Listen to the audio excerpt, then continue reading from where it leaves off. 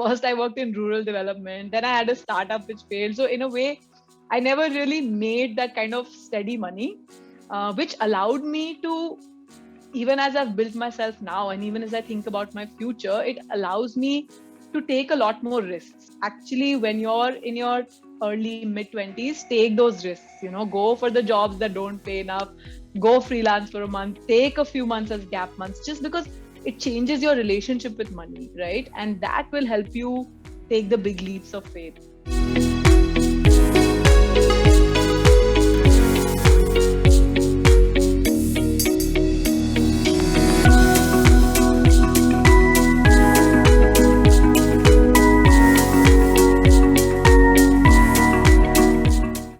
Very honest, the first time I came across your profile was when you posted about how there's only 15 girls in your batch. And even in a place like XLRI, where there is so much, like everyone is educated and aware, even in a place like that, you were reduced to your clothes, the clothes which you were wearing, or the way you danced at parties. And considering you are a person who has always taken bold decisions, why not start with some of the challenges and reaction you receive from people in general? So yeah, actually, it's quite interesting that you brought this point up about XLRI, because I remember and from what people tell me now, I think things have changed because there's a lot more diversity. So I hope that is the case, because I feel like that's probably the most straightforward way to, getting rid of some of the sexism and misogyny that takes place. But honestly, for me, I did my undergrad, as you know, in SRCC in Delhi University, where there were definitely more women in our batch than men. It was a very, very liberal environment. There was a lot of things that we were exploring. And so for me, when I went into the MBA mode, where the majority of people came from engineering colleges, it was very male dominated. There was quite a bit of a culture shock in that sense. So it was quite interesting to navigate that space, and to make a space for yourself and your own identity. I mean, I'm pretty sure you know the popular opinion among aspirants and also MBA mentors is that get a couple of years of experience before entering a big school. But in your case, it has been completely the opposite. I mean, right in your final year, you got an offer from McKinsey, but then you went ahead and chose XLRI instead of taking up a job. So, what was the rationale behind it? So I don't know if there was a rational explanation, because I was only 21 and I made the decision with the tools I had at that point in time. So honestly, for me, right from around third year of SRCC, I sort of felt a calling to do sort of more grassroots work, to work in the impact space. The McKinsey offer that I had meant that I would probably have to move to Chicago in a year or two. It meant that then I would be on a track to maybe doing an MBA in a US business school and then living a completely different life. So just from that point of view, XLRI, from what I'd heard and seen, and it turned out to be true as well, had a very strong social entrepreneurship sort of ecosystem, which really helped me while I was there. You talked about how you know in your college, like in SRC itself, you wanted to started working in the grassroots levels. So was entrepreneurship always something you wanted to pursue, or did XLRI give you the extra push, to actually pursue it? To be honest, somehow being an entrepreneur is something I wanted to do since I was 14 years old. So it really was a very strong instinct in me. Somewhere down the line, then I wasn't 100% sure if I would do it, when I would do it, and how it happened. But yes, it was a core part of who I was and who I wanted to be. And even though I am an entrepreneur in a sense, because I do freelance and I do have I have my own business in that sense. But I would say once you're an entrepreneur, you're always an entrepreneur. So I always, even within me now, I still have that itch of building something again, building something new, doing something different, creating something of your own. XLRI, in a way, I wouldn't necessarily say that it gave me a push towards entrepreneurship, because what we talked about earlier, when I went to business school, and I went 2011 13, where the startup ecosystem was very, very new, and maybe things are very different now, where it's almost much more acceptable to build a startup and things like that. But that wasn't really the case when I went to business school. So there was a lot of focus on job safety, getting the right companies, getting the right pay packages. So in that sense, actually, I had to fight a little bit more to be myself, and to opt out of placements, and to go for something different. You said you opted out of placement. Why don't you elaborate a bit on the process of, how to opt out, and also like what is the approach after that? Because obviously there are consequences once you opt out of placement. And it also leaves a mental imprint, I'm pretty sure, because when an entire batch is sitting for placement and you are not. So if someone had to go through that, what is the suggestions you would give that person? With business school, there are two stages basically in which you apply to jobs, right? So the first actually is your summer internship. So you go through your entire summer internship process. You have a period of 2 months between first and second year where you do a 2-month internship, and then a lot of people actually get placement offers then. And then in second year again, you sit for placements for final jobs, right?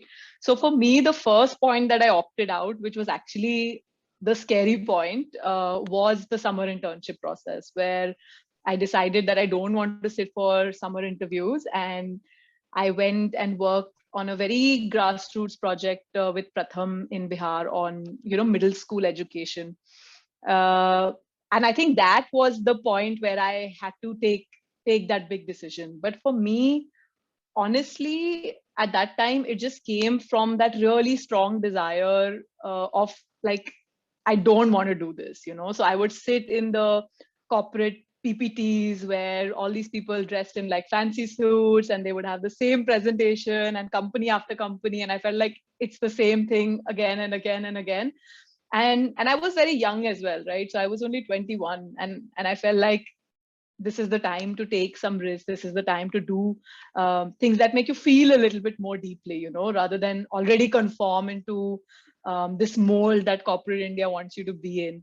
So that's where it really came from. And then when I went into the internship, it was such an intense process for me, like, because it was summer, it was Bihar, it was a very, very basic project. So everywhere I was staying in very basic accommodation, traveling in very basic mode. So I actually lived a very, very different life, and it was in some of the most backward districts in Bihar. So for me, that experience changed me so much as a person and impacted me so much as a person, especially in terms of what I saw in the villages, what the schooling system was like, that it made me really determined even more when I came back that, yes, this is a path where I want to invest some more years of my life. Like you said, you started your startup after working for the Bihar government, and you were successful in even raising the seed funding for it as well. Why don't you elaborate on the journey, like what your startup was and the entire process?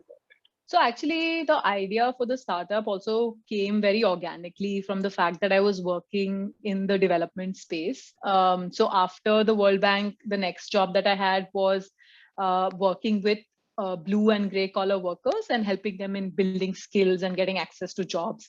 And so that's where the idea for the startup came around. And we were an HR tech startup, which was basically, we had an app and we were helping connect people to blue and gray collar jobs.